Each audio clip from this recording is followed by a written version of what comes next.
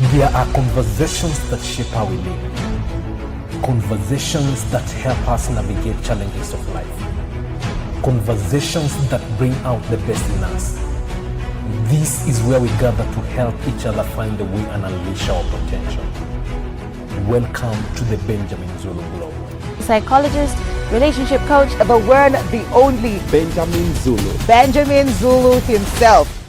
Hello and welcome to the most sought after conversations in a show that dives deep into matters relationships. Now you may have come across a question that asks, why do most couples stay together even when the happiness has gone out the window? People stay together and there is no happiness at all. Why does that happen? That is quite a heartbreaking dilemma, but it is happening anyway. Welcome to Benjamin Zulu Global Show. I'm your host, Sylvia Keremi, and this is what we are learning today. You know, people are staying together. Yes. And especially people who've not experienced maybe issues in their marriages, or people who are in their honeymoon phase may wonder, why does this happen? And they'll have questions of, if it were me, I would have left long time ago. Yes. But it doesn't happen. I think this was very rampant in our parents' generation, where we knew they're not happy, but they stick there because sometimes, remember the life in the rural Africa does not have many options. Your marriage is not just a marriage, it's also your community and your society. It's your family, relatives, market, job, where you do your life around your homestead. If you were to leave that homestead, you know, in the city, you can just migrate houses. Yes. You're still reporting to the same job. True. You still have the same church. People don't even know that you shifted. Yes. Unless you tell people, they don't know. Yes. In the city, you have more rooms. In upcountry where we grew, we did not see options. Because to walk out of the home meant to walk out of your whole life. Yeah. Community, society, social backup, friends. Everything was tied to you being that homestead.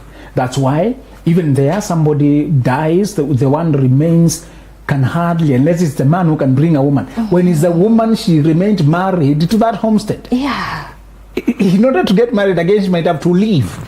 And leave everything. The cattle, the farm, it's a lot. Everything. Yes. So where we grew up, first of all, we are stuck today because the people brought us up did not have flexibility and room to self-determine. Yeah. They were forced to gradually disintegrate with a disintegrating marriage. In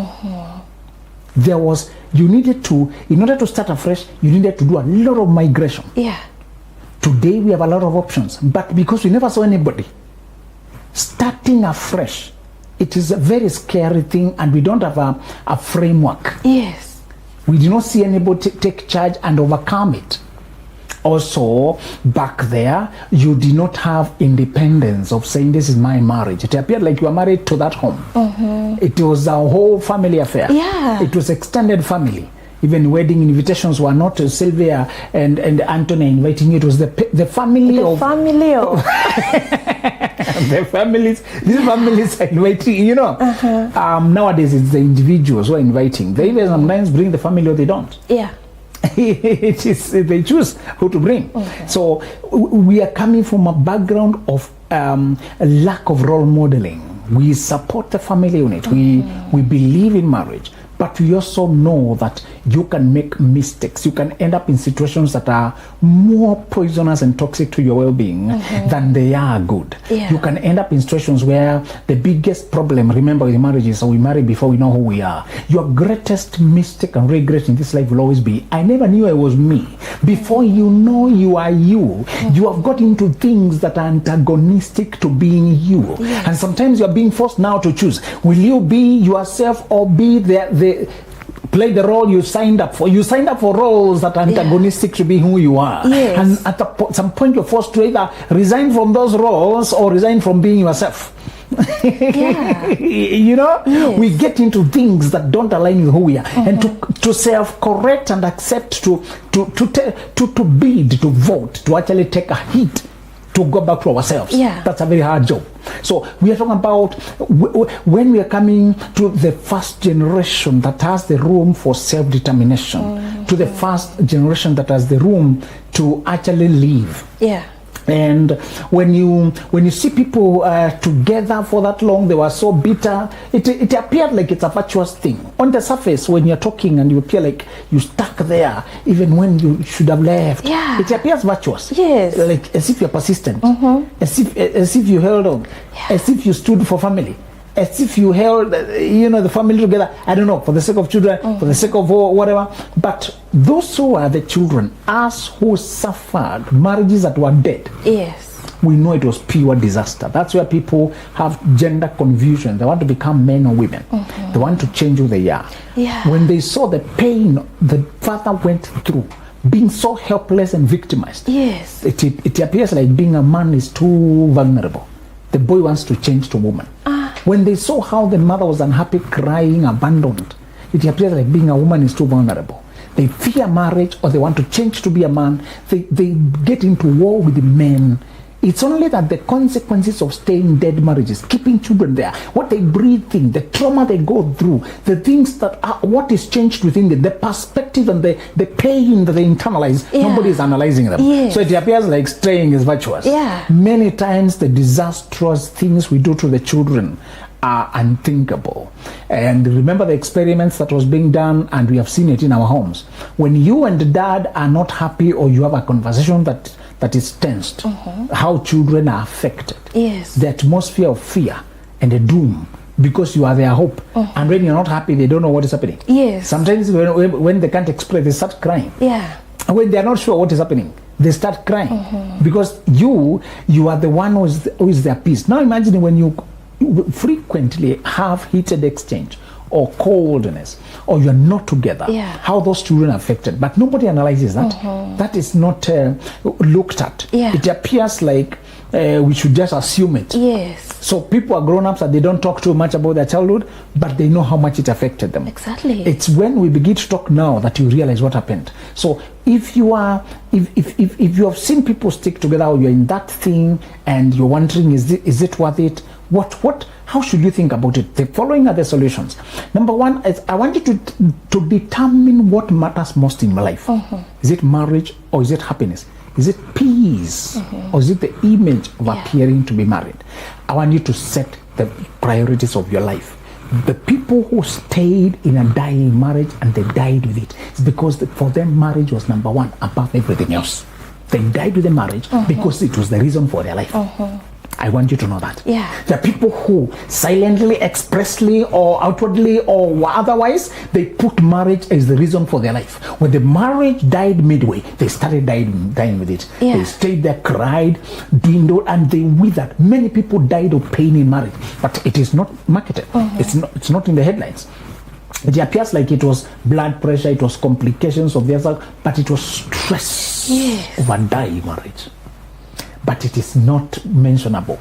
It's not good for headlines. And people died premature death. People stay there and they cannot attend to children because they themselves are in pain. They themselves are stressed. They cannot attend to the children. The children just watch them cry. The children just watch them suffer. And the children become rescuers. Many of us today are grown up, but we are still protecting our mother from our dad. To this day, we are still protecting our dad. That is very victimized.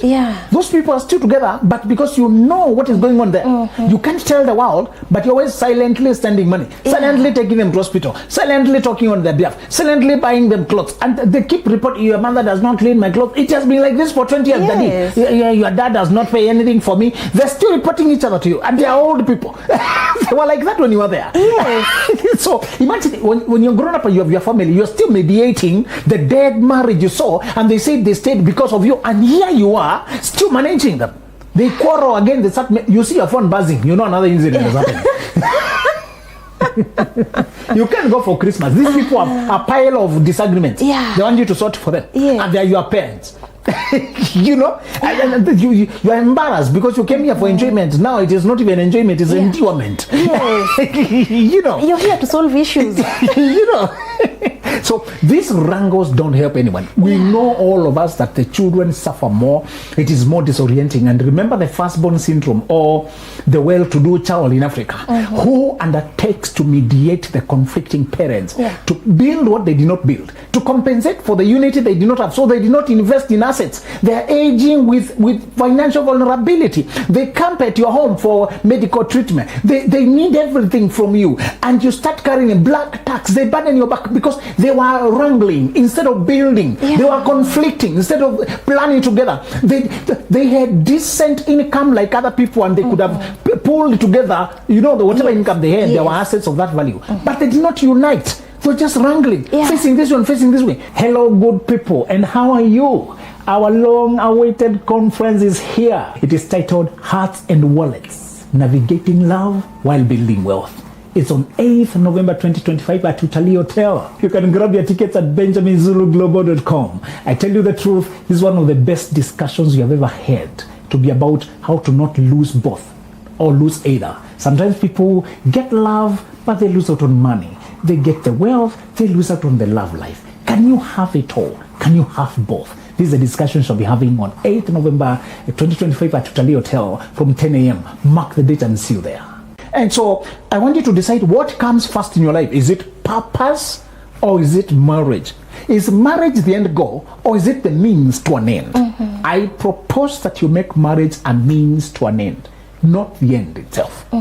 Let it be a vehicle to travel, but it's not the destination. Let it be where you accompany each other to a certain destination.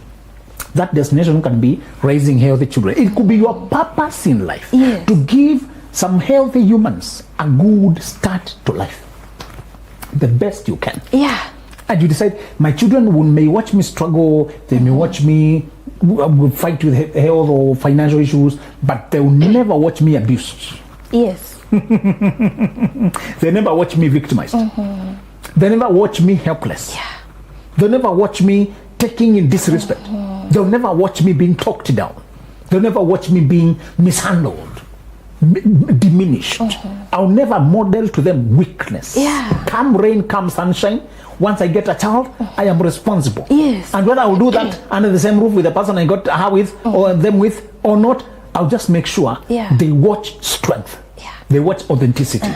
We have families full of fakeness, and I want my children to see authenticity. A man or woman who decided to do life authentically, who spoke to them. People say, I don't want children to watch the separation, but they are watching the stress. And then also, when you're venting, you're taking out stress, but the kids are just taking it in. Exactly. And it just, they are forced to comfort you. They are forced to step in and do something. Make a decision early on. What matters most to you? What are you living for? Many people don't have a purpose, and marriage replaces purpose because they did not find what is larger than them. Marriage is part of your goals, but what is that goal that you are here to serve on earth that is larger than you? What is that calling? And when you talk about career, I don't want you to have a career that carries you. I want you to have a calling that beckons you. Something that you did not choose it chose you. Look for that thing that chooses you. They keep telling you to choose career, fill forms here, select one option, option 2, pick one, which one do you. They're always telling you to choose. I want you to find that which calls you, so that you say I can't help. Whether money comes or doesn't, I can't help. This thing I didn't choose, it chose me. I have to follow it. Some people struggle to swim upstream. You find what carries you, and you flow with it.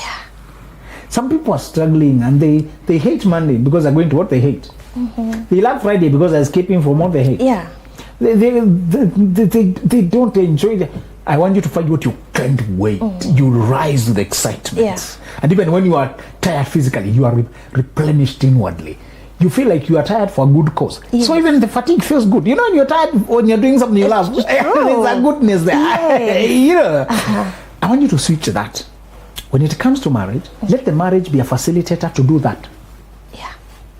To perform something in your society, in your day, to solve a problem. You may be a bureaucratic officer in government, and you want to serve well and change perception of government workers. You may be in a large corporation. You may be a customer, whatever. anything you perceive as your meaning in life. What Martin Luther King Jr. said, even if your job is to sweep the street, you should sweep in such a way that people say, here lived a street sweeper who swept with a difference. I want you to be that person who says, I saw some guys filmed a plumber who came to fix a pipe, a huge pipe. Those pipes that are huge, water conduits, and they're huge. Then it was so big, when it burst, the water was literal, just a lot of water. He couldn't get inside there except submersing himself. So two plumbers came there and somebody said, tell this guy to come out, I can't breathe.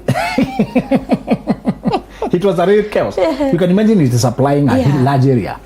So when such a big thing is ruptured, there's a huge area. So the guy calmly gets inside all that and we're like, will he drown him? And he fixes it. He takes so long without breathing. We are all of us, we are choking already. And he comes out, sorts it, and goes out calmly. How do you think that's just service for money? No, he loves the job. That plumber is doing another calling of sorts. Where they say pop the balloon or find love, the guy appeared there saying he's a plumber, so women popped the balloon. Pop, pop, pop, they don't really a plumber. Plumber has no money. One lady remained without popping. So they conversed. Why are you not, why would you give a plumber a chance? Said, I've not heard the whole story. I know plumbing is not just plumbing. It may just be a tool. The tool for what you want. I want to know the man. Beyond the starting point. Sometimes people stay at plumbing, others use it as a starting point. They expand their business. And he said, you guessed right. I started as a plumber, but I have business. Actually, I have more than 200 outlets. I have other plumbers under me. Professionally, I'm a plumber, but I'm in the business. Same like those things. So, this guy didn't just stop at plumbing. This guy you can start something, but you feel like you need to revolutionize how the whole city does it, how the whole country does it. You may start anywhere and you make it a calling. When you marry, you should marry a person who helps you do that. You don't marry a marriage and you give up everything because the marriage is disagreeing, distressful, destabilizing, and then you keep closing career, closing friendships, closing church, disappearing from this because to maintain the marriage. No, that's not. You should say, if it is stopping me from doing the larger call, it is not the right thing. It is not worth it. I want to play with my children. I want to model a happy marriage to them. If I can't model a happy marriage to them, I'll model no marriage. I will not marry a sick marriage. I will not show them a sick marriage. If I can't show them what is right, I won't show them anything. That should be you. You tell them, watch me be happy and learn what comes first in life. Watch me serve my society. Watch me release my talents. Watch me show up in life. Watch me say no, protect boundaries, respect myself, conduct my life with honor. That should be your bare minimums. You should have bare minimums that you don't negotiate. My bare minimums are peace and joy and respect and honor. That's how I want to live. I want a marriage that contains those values. Decide before. And even if you're already inside, set your priorities now. Set your priorities. People should not think that you're demigod. That even when that thing is dying, you stay there and die with it. No. I was not born married. I was born alone. And this thing is till death. It's not going to the other side of life. So how can I let somebody that was not born with me, would die with me, to destroy my life? No. So many people lose themselves in marriage because they never sought for who they are and the purpose they want to live for before outside of the marriage. And so the marriage ended up consuming their whole self. When it sinks, they sink with it. When it sinks, they disappear with it. It's very important to know that we are in a life that is shaky and things can go south. You're not anticipating breakup, but you just set your priorities. What comes first? That's the role of insurance. That's the role of exit clause. That's the role of, even when you're getting into good contract and we are happy, what are the terms for parting ways? You should always know what comes first. The second solution, if you're not happy and you don't know what to do, is to insist on a communication and conclusion on the standoff.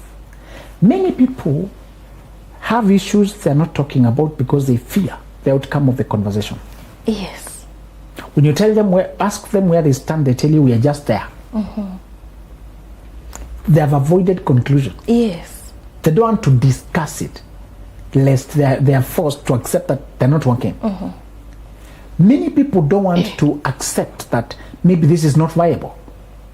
I want you to have the courage You may know your person is having an affair and you're never confronted because what if they don't want to leave? Stop the affair. Yeah. Will I be forced now to leave? You know? You may So you not don't ask questions. Yes. You may know that they are talking condescendingly to you, they keep threatening divorce, and you don't want to stand up to them because what if? What if? They carry out their threat? Yes.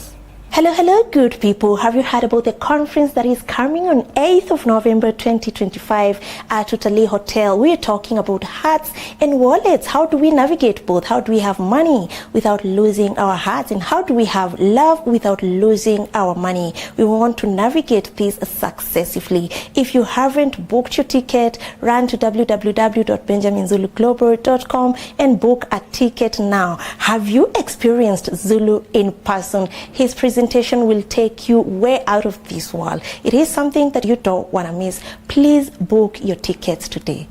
When people learn that you fear something, they start using it. Yeah. They start using it to silence you. I want you to be bold and to plan early and say, should this thing not work? I told you how to preserve things is to prepare to live without them. Yeah. The best way to bargain is to prepare not to buy the dress. You like the dress? Yes, but prepare not to buy it. Yes. Just in case. Yes. When you like something, don't like it so much that you force the agenda. Like it just enough. Yeah. That's a rule of life. Yes. I want you to find something you like, but also have limits. Yeah. For how much you can't pay for it. Yeah. And don't be too excited. People will monetize your excitement. Yeah. Limit your excitement. Yeah. Just show curiosity. Yes. And interest. Sometimes when if you will buy, go away fast. Go away fast to breathe. Yes. To think. To look. I love that. To look around. Let that be your general wisdom of life. Yeah. Don't be so afraid. What if somebody else buys it?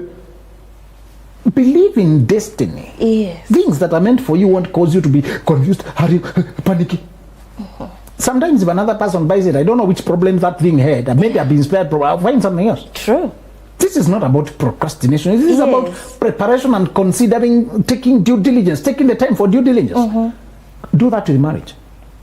In order to negotiate respect and honor and good treatment, you must not need it too much. Yes. You want it, but you're also prepared that it may not work. When you have that, we call it positive skepticism. You are positive that it will work, but you're also skeptical. Sometimes marriages don't work. Yes. You know, in order to raise a child right, you must be willing to displease them. The hardest part of parenting is inflicting pain on a child you love, to watch them cry because you're trying to stop some habit. You know, maybe the child has a funny habit of poking. I saw one child poking their finger into everything. So you have a birthday cake, they come poke their finger there. They saw a socket in the wall, they poke their finger there. Your food, they poke. So what if your child has a habit now developing of poking everything? Yes. To trim that away, you may need to hold some slippers and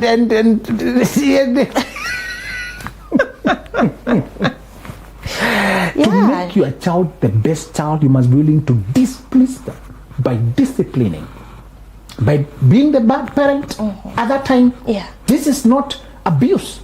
This is separating them from the mistake. The Bible says there's foolishness bound in the heart of a child, but the rod of correction drives it out. You are driving out foolishness. And it says if you beat the child, they will not die.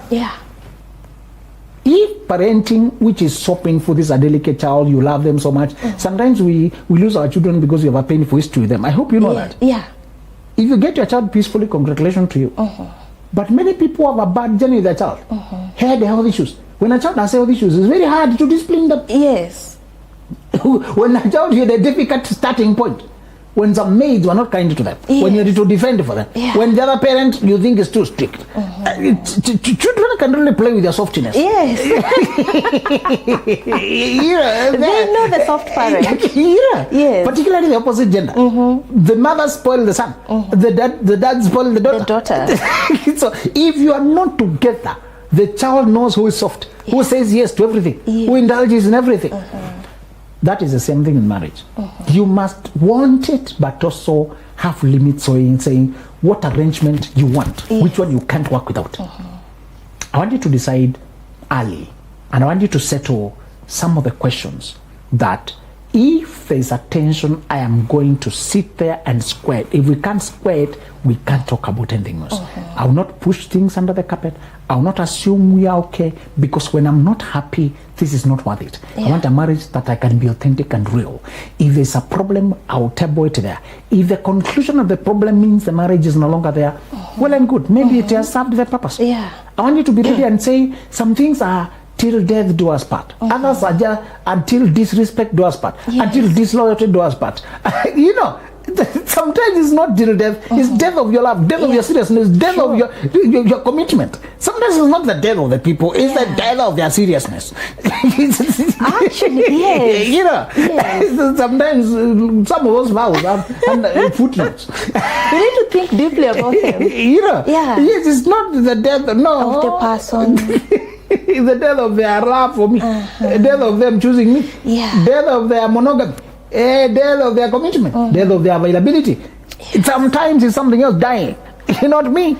So if it dies, I can't stay committed to nothing. It's true. You know?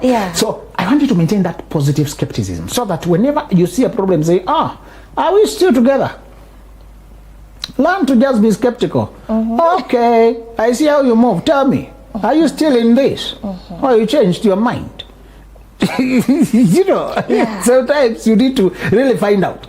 Some people can say that because they feel, what if he leaves? What if she leaves? The moment people learn that, the moment they learn that you are deathly fear, you are deathly afraid of them leaving, is that they will use it against you until they push you over the wall. It is better right now to be prepared and say, what if an accident happened or something and they died? Would I die with them? No. So why am I so afraid? Actually. Learn to imagine the worst case scenario. So that you can brace for life. You're not dwelling on the negative. You're saying, if it were to happen, I would still rise up. Yes. Wow. Now let me read something that you've written on this book, that is Dating Right, a concise guide. And I love this book, because it talks about relationships and dating so deeply that anytime I flip or I open a page, I get something so beautiful. Yes, you've said, just because, no, you may think you must stay on and try to revive it, because if it was meant to be, it must last to the end. Because you're persuaded that you are meant to be with this person, you're sure this must be only a phase. What you don't realize is that even what was meant to be requires the commitment of the two parties, and that one of them can murder the wonderful thing with all its divine graces. The gift was meant to last, but it also required to be tended and protected by the two of you. Just like a baby is both a divine gift, but also requires human protection to survive and thrive. I love how you've put it so straight, and especially that part of the baby. Yes, the baby comes as a gift, but you have to take care of it. Most people forget that you are really chasing this thing, and once it's there, now you don't even tend to eat anymore. And somebody sits back as if now it's you love me, as you said. You do the and they think now that can you see I married you, I agreed to marry you, I put a roof over your head, I put a food on your table. We tend to minimize investment.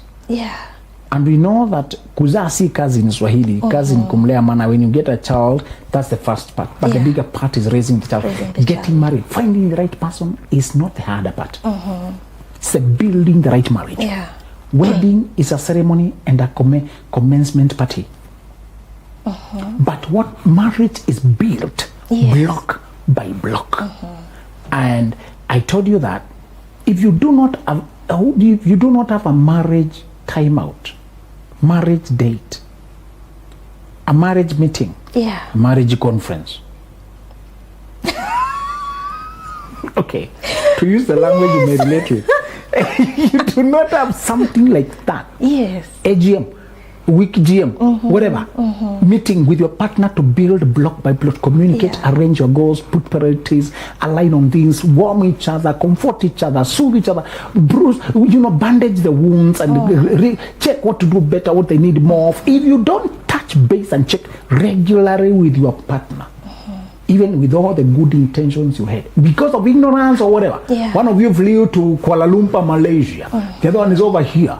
When you are asleep, I'm awake, awake, sleep. Others are in the same city, the other side, but awake, sleep, awake, sleep. People leave so early, come late. You can be together doing logistics, but you're drifting apart. Eventually, when there was love, remember there is no vacuum now. After you fall in love, you cannot go back to nothing. You either go back to hatred, resentment, and bitterness, because this person promised something they're not delivering.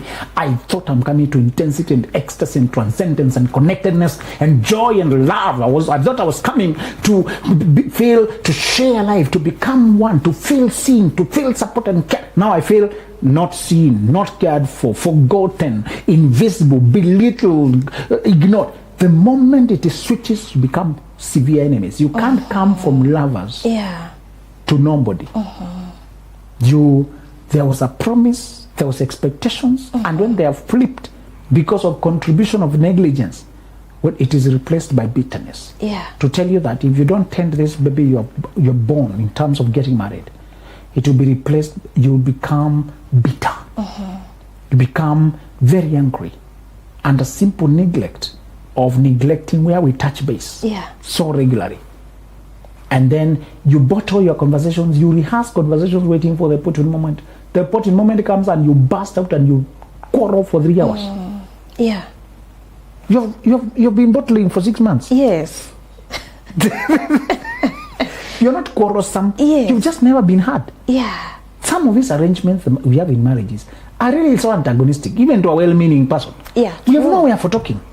So I remember offenses that are similar, and they have run for all year because there was nowhere to discuss them. You did that to your brother, you did it to your friend, there was no place for you to intercept that. If you don't tend the baby, if you don't make arrangements how you're going to grow it together, it will die. And now, one last question. When one partner is growing, probably financially, career-wise, the status is growing, and the other person is not growing, perhaps because of maybe where they were in life when they met, maybe their career is not progressing in any way, does that create a rift? Even when career is not growing, you can grow personally. Careers are just that. They're things we do, they're not things we are. So if you are, some of these jobs are getting outdated, replaced by AI. Some of the industries are winding up. You hear America has stopped, US has stopped some aid. Some industries there are disappearing, are shrinking. But if you're vibrant, you're learning, we are touching base, we are planning our life, we will find a way for you to adapt and move on to other things. So personal growth should never stop, and you should agree that the two of you. Yes. Wow, that is so amazing. Now, thank you so much, our viewers, for being part of this amazing conversation. Now, to get these books, you can go to www.benjaminzuluglobal.com. Thank you. See you next time. Hello, good people, and how are you? Our long-awaited conference is here. It is titled Hearts and Wallets, Navigating Love While Building Wealth. It's on 8th November 2025 at Tutali Hotel. You can grab your tickets at benjaminzuluglobal.com. I tell you the truth, this is one of the best discussions you have ever had, to be about how to not lose both or lose either. Sometimes people get love, but they lose out on money. They get the wealth, they lose out on the love life. Can you have it all? Can you have both? This is a discussion we'll be having on 8th November 2025 at Tutali Hotel from 10 a.m. Mark the date and see you there. There are conversations that shape how we live. Conversations that help us navigate challenges of life. Conversations that bring out the best in us. This is where we gather to help each other find the way and unleash our potential. Welcome to the